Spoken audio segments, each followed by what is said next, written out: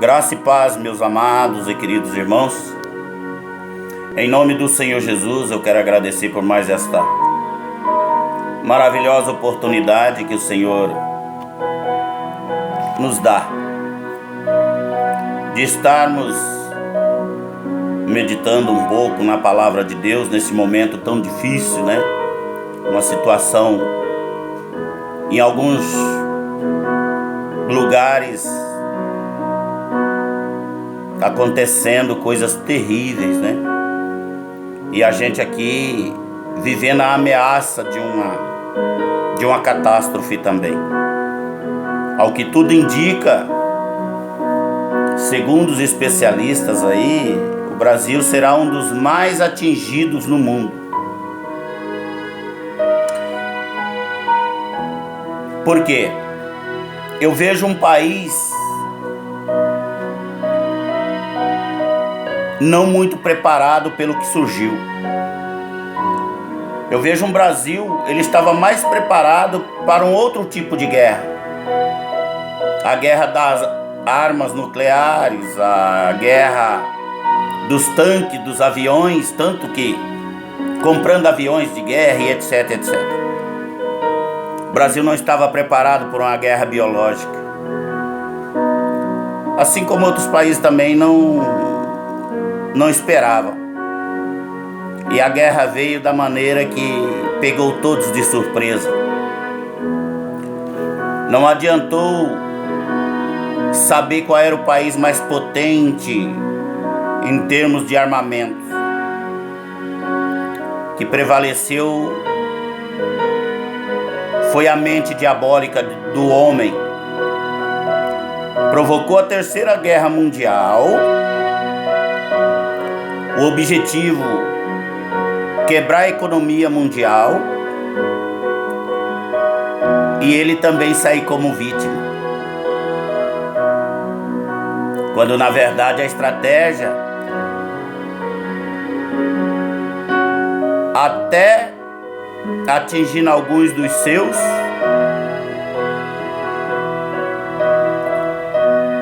para lá na frente sair mais forte do que todos os países na questão econômica. Vamos aguardar para ver o que há de vir por aí. A guerra biológica, que é a Terceira Guerra Mundial, chegou mesmo e ninguém tem... Algumas pessoas nem comentam isso ainda, mas na verdade foi assim que aconteceu.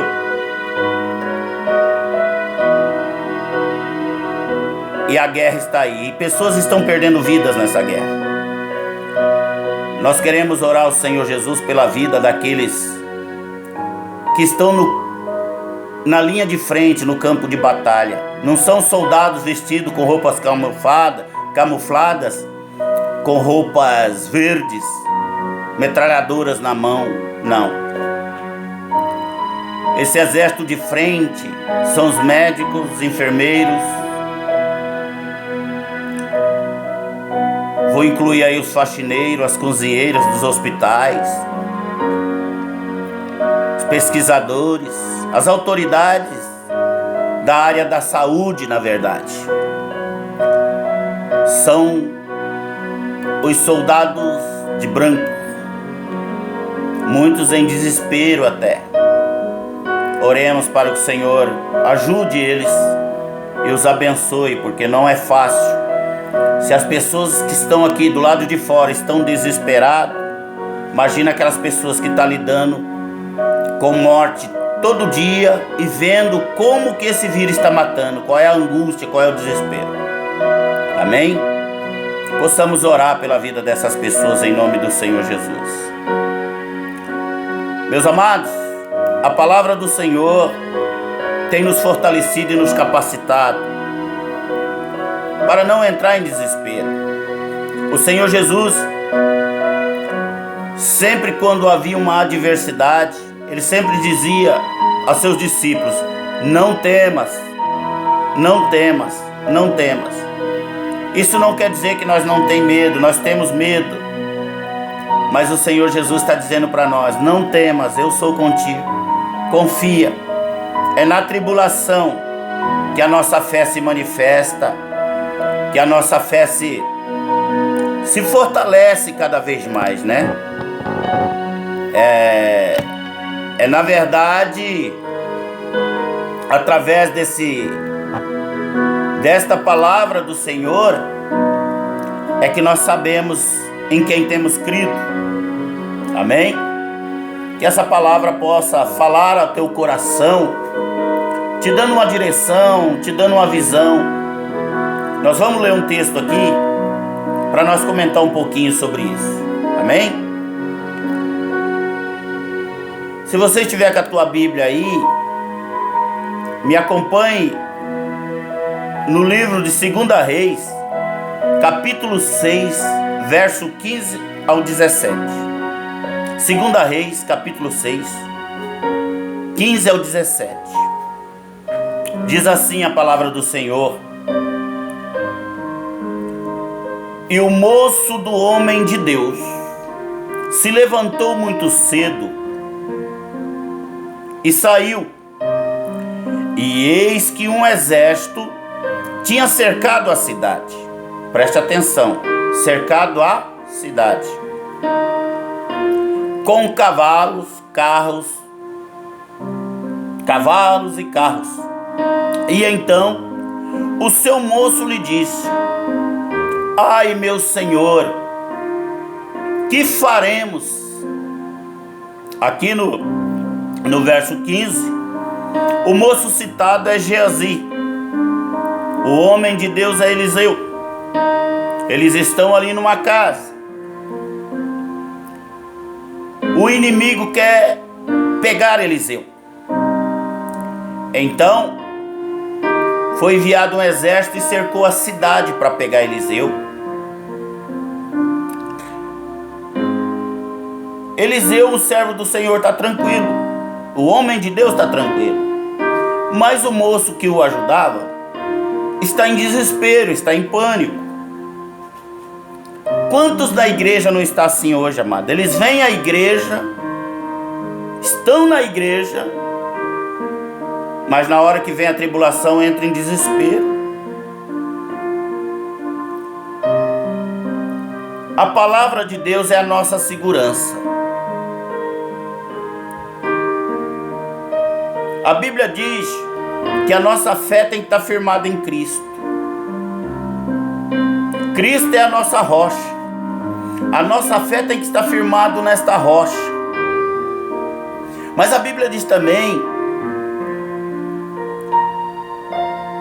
que tem a casa na areia, firmada na areia. Por quê? Porque é aquela situação assim. Aquele que firma a sua casa na areia é o relativismo. É aquela pessoa que diz que serve a Cristo, mas na verdade anda aos moldes do mundo. Ela ainda não tomou a decisão se é de Cristo ou se é do mundo. Porque ela diz que serve a Cristo, mas ela se molda ao sistema mundano. Todas as novidades do mundo ela quer participar, toda a moda do mundo ela quer vestir, quer calçar. Tudo aquilo que o mundo oferece, ela acolhe para si. Quando servir a Jesus é o contrário. Você não pode entrar nessas coisas do mundo, porque nós temos a nossa tendência humana de que aos poucos inclinando para o outro lado. O inimigo, sabendo dessa estratégia, ele usa os seus artifícios. Ele conhece a minha fraqueza, ele conhece a tua fraqueza. Por isso, tudo que nós vamos fazer tem que ter base bíblica. Se não tiver, ou se levantar qualquer dúvida, pelo sim, pelo não, eu não faço. Ainda que aquilo não seja errado, ainda que a Bíblia não fala sobre aquilo, mas por uma tendência do inimigo querer me atrair para outros lados, eu não faço. Isso chama-se prudência. O cristão, ele tem que ser prudente. Mas o que a gente está vendo é muitas pessoas dentro da igreja sem visão, sem entendimento. Tudo que o mundo faz, ela quer fazer também, porque ela acha bonito, ela acha atraente, ela usa todo esse meio e tem a justificativa para tal. Logo ela está caindo em pecado e não sabe a origem de tudo. Porque, meus amados, a palavra de Deus é semente. A palavra do Senhor diz na parábola do joio e do trigo, que ambos foram semeados, ambos eram semente. A semente do maligno e a semente de Deus. Semente, você pega ela na mão assim, ó, é algo que você traz assim, ó. Mas depois que você lança na terra, que ela cresce, aí que você vê o tamanho da árvore. A semente do pecado é a mesma coisa. Ela é uma semente que você pega e você planta. Ela vai crescer, você não sabe o tamanho que ela vai chegar. Então a semente do pecado é assim, você planta a sementinha pequena. Logo você está perdido no mundo do pecado, mas a origem foi na semente plantada lá longe, com a imprudência, com a influência das pessoas que te cercam. Então a prudência faz você olhar, eu não vou fazer isso aqui não que vai levar naquele momento, mas isso aqui pode me levar a uma perdição. O inimigo, ele não trabalha para te derrubar agora, ele trabalha para te derrubar lá na frente. Ele conhece tudo, o ponto fraco do homem, o ponto fraco da mulher. Então ele vai pôr na tua frente somente aquilo que tem condições de te derrubar. Então você tem que vigiar e orar. Vigiar e orai. E entender o que significa a palavra vigiar. Para você saber, quando o inimigo está enviando os seus agentes para tentar te derrubar, você vai detectar. Agora, se você não estiver vigiando, ele vai te chegar e pegar de surpresa. Aí o que acontece? A justificativa. Eu pequei, mas foi por causa disso, mas foi por causa daquilo. Aí nessa justificativa você já está tirando Jesus de cena e se justificando. Porque quem justifica o meu pecado e o seu pecado é o Senhor Jesus. Amém? Então ore para que Deus te dê visão, te dê entendimento. Porque aqui o moço de Eliseu não está tendo visão e nem entendimento. Aí ele está desesperado.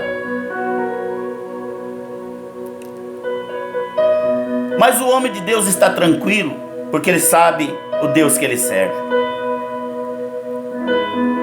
Então o exército inimigo cerca a cidade. No verso 16, Eliseu vai mostrar essa tranquilidade de maneira tremenda. Ele diz assim: e ele disse, ele aqui, Eliseu, não temas, porque mais são os que estão conosco do que os que estão com eles. Deu para sentir a fé do homem?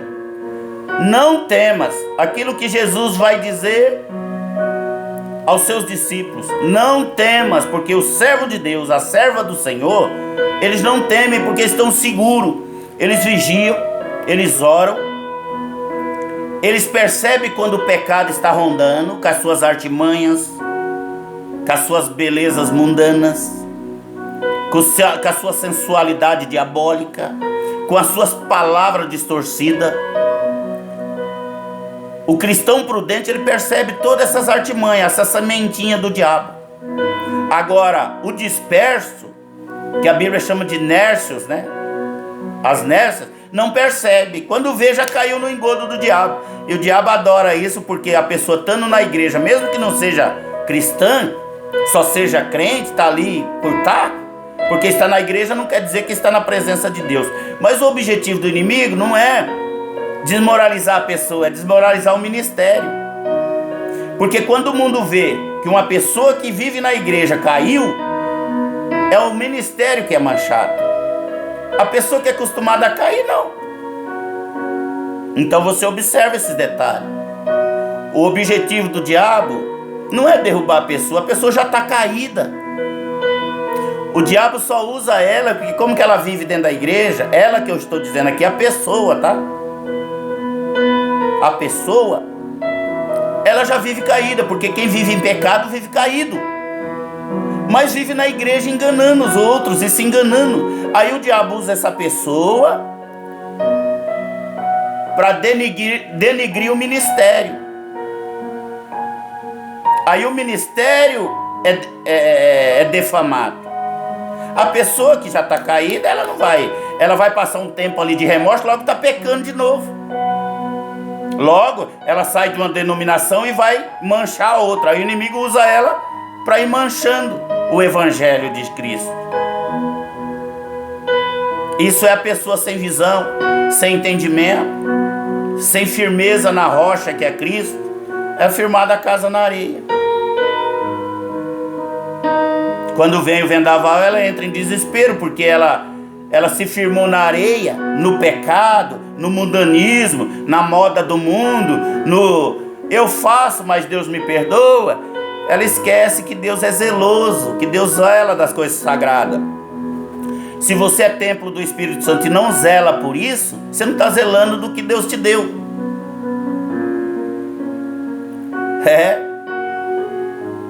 O Espírito Santo não atua. O Espírito Santo ele veio para convencer do pecado e do juízo.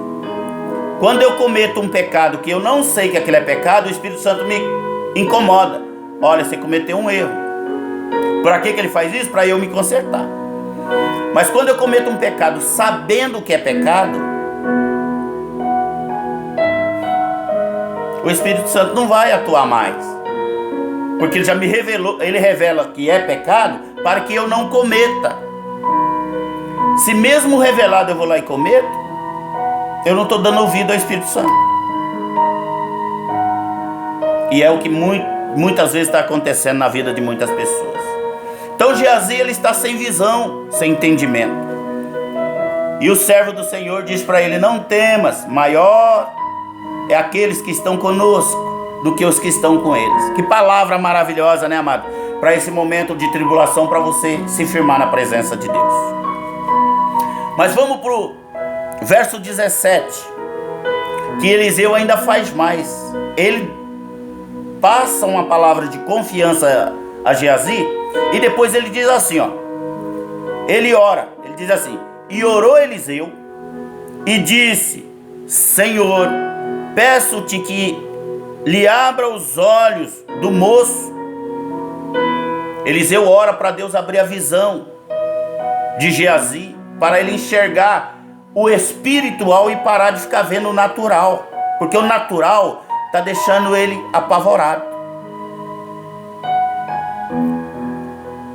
Aí a Bíblia vai dizer assim: e viu, e eis que o monte estava cheio de cavalos e de carros de fogo em redor de Eliseu. Presta atenção que lá no verso 15, o exército inimigo cercou a cidade. No 17, o exército está no monte, mas protegendo a Eliseu. O servo de Deus está guardado. Jesus não tem compromisso com o mundo. Jesus tem compromisso com aqueles que o seguem, aquele que anda com ele, que obedece, que sofre, que passa tribulações, que vive dizendo não para a carne, porque não é fácil. Você ter que negar a si mesmo não é para qualquer um. Mas isso você é preparado com o tempo. Quando você está preparado, você resiste. Não vou dizer para você que não sofre, mas você resiste, e é isso que vai fazer a diferença lá na frente. Mas quando você, na primeiro grito da carne, já vai se caindo, já vai se deitando, você não está em Cristo, meu querido. Você está dominado pelo maligno, pelo diabo, e você está sendo usado para denegrir o evangelho, denegrir a casa do Senhor. Então preste atenção nisso e cuidado. O inimigo, ele é estrategista. Nós estamos enfrentando muito mais uma guerra espiritual, os crentes pelo menos, os cristãos, do que uma guerra biológica. Desse nós somos guardados. Mas há uma outra guerra, que é o pior vírus de todos, que é o vírus do pecado. O vírus do pecado, ele mata o espírito, ele mata a fé, Ele mata o temor que temos que ter de Deus. Tem pessoas que pecam, ele sente remorso, logo ele peca de novo e vai arrumando uma justificativa para tudo. Para tudo. Ele tem uma justificativa. Isso não é crente, isso está dominado pelo maligno, meu querido. Minha querida. Tenha visão, busque em Deus a visão espiritual, para que o Senhor possa te fortalecer e te dar firmeza. O homem de Deus ora para Geazi ver o espiritual, e ele vê. E depois que ele vê, ele se tranquiliza. O diabo, ele rouba o entendimento da pessoa e ele cega. A Bíblia diz que o cego que conduz outro cego, ambos cairão no abismo ou no buraco. Quando o diabo cega a visão, como fez com Sansão, quando rouba o entendimento, a pessoa peca e Deus perdoa. Peca e Deus perdoa. Peca e Deus perdoa. E ela nunca se apruma. Ela nunca enfrenta uma luta. Toda vez que vem uma tribulação, ela se entrega. Toda vez que vem uma tribulação, ela se entrega. E o evangelho vai sendo manchado. Então nós temos que prestar atenção, amado. O servo de Deus, as pessoas que temem a Deus, as pessoas que andam com o Senhor Jesus, não precisa temer o coronavírus. Deus vai te guardar deles. Mas tema o pecado. Coronavírus não te manda para o inferno, não. Coronavírus pode até ser usado para tirar a nossa vida, mas nós vamos ressuscitar com Cristo. Mas o vírus do pecado te manda para o inferno. Esse é mais perigoso do que o coronavírus. Nós estamos sujeitos a este mundo às mesmas situações dos demais. O que vai fazer a diferença é na ressurreição. Lá vai fazer a diferença. Portanto, não tema a morte para este mundo. A morte pode ser a porta para uma nova vida. Uma vida em Cristo. Uma vida eterna. De paz, sem lágrimas, sem choro. Mas o vírus do pecado, ele te rouba a salvação e te leva para a condenação. Que Deus possa abrir a tua visão, como fez com Geazi. Que Deus possa te dar entendimento da palavra, e que você possa estar firmado na rocha que é Cristo e não na areia, meu amado. Que Deus possa te abençoar grandemente mais esse dia, e acima de tudo, te dando a convicção. A tua visão só poderá ser aberta, o teu entendimento só poderá ser aberto através da palavra do Senhor. Quando você estuda a palavra, você começa a entender a palavra de Deus, e a tua vista começará a enxergar aquilo que você não enxergava. Mas se você não estuda a Bíblia e só gosta de ouvir o que os outros falam, tanto você pode ouvir uma pessoa usada por Deus, como você pode ouvir uma pessoa usada pelo maligno. Só que o maligno, ele não se apresenta como maligno, ele se apresenta como uma pessoa de Deus. E aí você, como não está preparado, você cai no engano. Entendeu?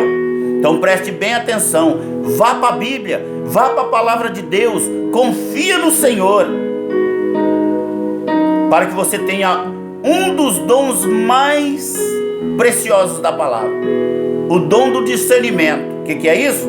Quando uma pessoa estiver conversando com você, você entende se aquilo é mensageiro do Deus de Israel, ou se é mensageiro do inimigo. Discernimento você só consegue através da oração, da busca. Buscar em primeiro lugar o reino de Deus e a tua justiça, e as demais coisas lhe serão acrescentadas. Não cai nessa de buscar em primeiramente as demais coisas, não, que é o que muita gente está fazendo, invertendo. O diabo é que quer inverter tudo, mas nós temos que estar firmados na palavra, na rocha que é Cristo. Que Deus possa te abençoar grandemente, a tua casa, a tua família. te dando orientação. Nós estamos vivendo os últimos tempos e ainda podemos ter a Bíblia para estudar. Aqueles que estudam a Bíblia, está guardando no teu coração, para que no dia que ela não existir mais, e esse dia há de chegar, os versículos vão estar aqui, o Espírito Santo vai trazer a tua memória, amém? E você vai ter, aí ninguém vai poder roubar ela de você, a menos que te matem. Mas se matar, mata a carne, não mata o espírito. De todo jeito eles perderam, amém? Firma a tua fé na rocha, que é Cristo. Não firma a tua casa na areia. Não firma a tua fé na areia. Porque na hora que o inimigo vier, você vai cair. Mas firma na rocha, que é Jesus que te sustenta. Amém? Fica na paz do Senhor. Que Deus te abençoe grandemente.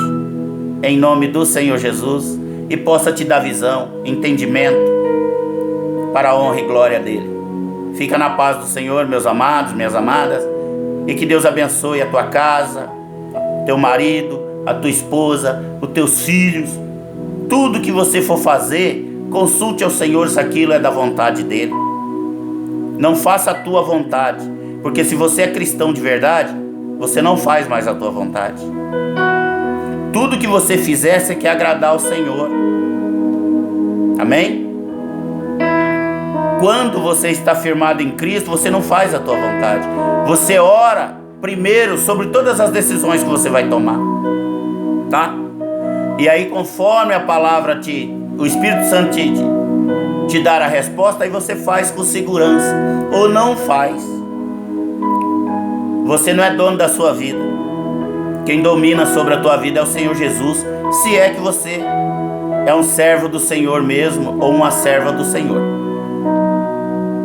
Mas se você diz que é um servo do Senhor ou uma serva do Senhor, mas é o mundo que está te moldando, saia desse engano, meu querido, minha querida. Saia dessa mentira do diabo. Saia hoje, saia e venha para a verdade que é Cristo. Toma a tua cruz e siga o Senhor Jesus. Amém? Às vezes é melhor perder muito aqui na terra para ganhar no céu. Não adianta ganhar aqui na terra e perder o reino celestial. Fica na paz do Senhor, que Deus te abençoe e tenha muita paz no seu coração, em nome do Senhor Jesus. Amém? Fiquem com Deus e que Ele esteja todos os dias contigo aonde tu fores. Fica na paz.